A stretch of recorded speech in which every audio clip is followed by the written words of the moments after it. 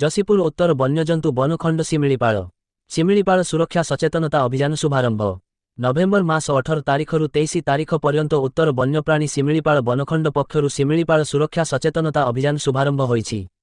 शिमिलीपाल वन्यप्राणी शिमिलीपाल वनखंड उपनिर्देशक साई किरण डी.एन. तत्वावधान में अनुष्ठित कार्यक्रम को सहकारी वन संरक्षक निकेश महापात्र शुभारंभ करथिले। एही कार्यक्रम रे पृथ्वी मानचित्र रे एक मुख्य परिदर्शन स्थली भाव में अधिकार पाइथिबा शिमिलीपाल अभयारण्यर वन्यप्राणी सुरक्षा, अग्नि निवारण बा निषेध, जंगल गछपत्र सुरक्षा, जंगल जमी भूमि अतिक्रमण, जलोत्स गुड़िक सुरक्षा और पर्यटकों एहा मध्यरे थिबा विभिन्न दर्शनीय स्थान देखाइबा पाई स्थानीय जनसाधारणक सहयोग इत्यादि विषय रे सचेतनता चलचित्र माध्यम रे सचेतन वार्ता प्रेरण करा जायथिला। एही कार्यक्रम को वनांचल अधिकारी इको टूरिज्म हरिहर माझी, वनपाल अर्जुन महाकुड एवं 4 जन कार्यकर्ता परिचालना करिथिबा बेले master trainer research person Subrat Kumar Biswal संयोजना करिथिले। चलचित्र नियां छारखार करे दुनिया प्रदर्शित होइथिला। वर्तमान एही कार्यक्रम शिमिलीपाल मध्यरे और संलग्न रे थिबा गां गुड़िकरे आगेई चालिछि।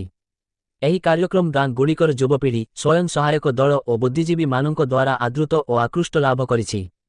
आसंतु जानिबा ए विषय रे कोन कहउछंती प्रशासनिक अधिकारी माने।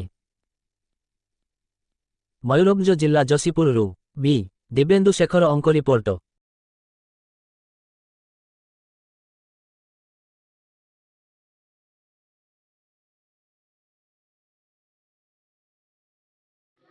मु बटकृष्ण पाढ़ी वनखंड अधिकारी थी, रिटायर कर आज आसलु आम बारीगाँ को।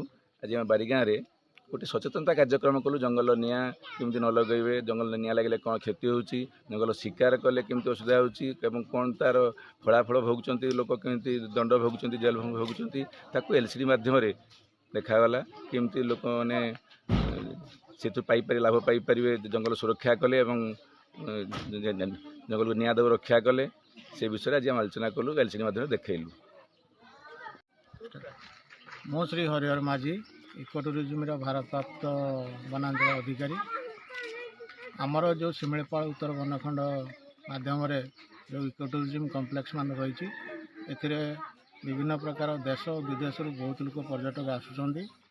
तेबे ए वर्ष विदेशी पर्यटक आम एबे अनुभव करुँच आमर इको टूरिज्म माध्यम से उत्तम प्रकार जो आमर इंडिया रे जो अच्छी जे अतिथि देव भव से अनुसार आम से सेवा शुश्रूषा करुँ। आम चाहूँ जे आम भारतर जमी ना पृथ्वी माने व्याप्त हो से अनुसार आम से ट्रिटमेंट दौचु। आने आमर जो प्राकृतिक सभाराजी अच्छी शिमिलीपाल उपभोग कर खुशी मन।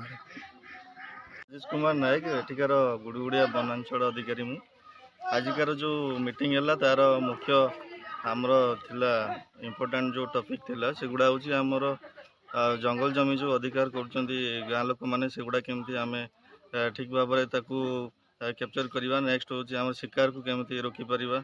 आमर जमी जंगल को लोक मैंने बहुत निआं लगे दौरान एवं शिकार करने जाऊँच से मोटिव सब बारंबार मन में आसूँ से भावना जमी मन जीव से प्रति आम ध्यान देवा। सहित आमर जो मेन मोटिव रही कि आम केमती गाँ गुड़ा को बर्तमान जो रही इम्पोर्टेंट जो रिलोकेशन को लेकिन से बाबद आम केमती मन को आसब कि आम भितर न रही बाहर को जाकि जमी आम भलरे जीवन यापन कर एजुकेशन एवं विभिन्न प्रकार टेक्नोलोजी फायदा आम बाहर जापर और भितर रही कौन प्रकार किसी सुविधा सुजोग नार आम बाहर को जाकि जमी भल हो पार।